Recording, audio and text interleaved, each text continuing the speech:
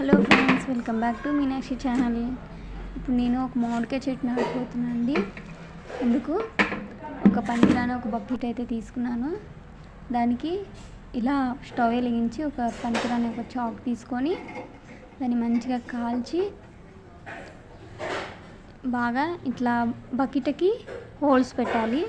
Holes పెట్టకపోతే చెట్టుకి లోంచి నీళ్ళు ఎక్కువై కుళ్ళిపోతాయి. సో హోల్స్ పెడితే వాటర్ బయటికి వెళ్ళిపోతుంది. ఇలా చాకు కాల్చి ఇలా పెడితే హోల్స్ పడతాయి. నేను ఏదంతా అయినా చేసుకోవచ్చు. చూసారా, ఇలా చాలా హోల్స్ పెట్టాను నేనైతే వాటర్ పోవడానికి. ఇవాళ మనం ఎక్కువ వాటర్ పోసినా హోల్స్లోంచి వెళ్ళిపోతుంది, లేదంటే చెట్టు మంచిగా రాదండి. ఇప్పుడు ఇలా హోల్స్ పెట్టాక బకెట్ని పక్కన పెట్టుకున్నా. ఇప్పుడు ఇలా మట్టి తీసుకొని మంచిగా ఉండలు లేకుండా చేసుకొని రాళ్ళు, చిన్న చిన్న చెత్త చెదారం ఏమన్నా ఉంటే అవన్నీ తీసేసుకోవాలి. చిన్న చిన్న రాళ్ళు కూడా అన్నీ తీసేయాలి.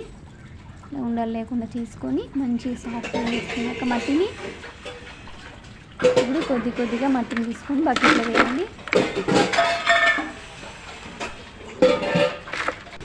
ఇలా మట్టిని అంతా బకెట్లో సగం వరకు వేసుకొని ఇంకొద్దిగా మట్టి పక్కన పెట్టుకోవాలి.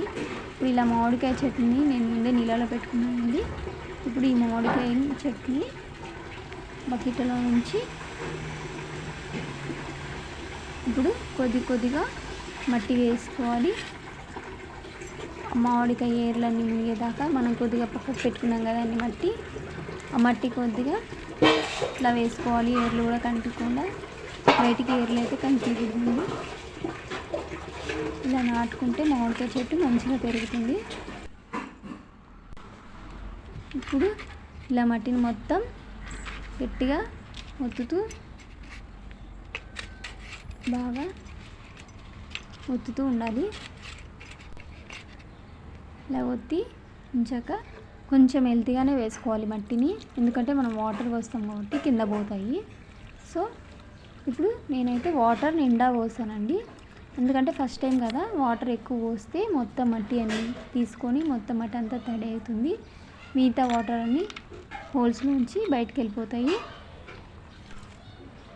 ఇలా వాటర్ అంతా ఫస్ట్ టైం అయితే ఎక్కువ పోయాలండి.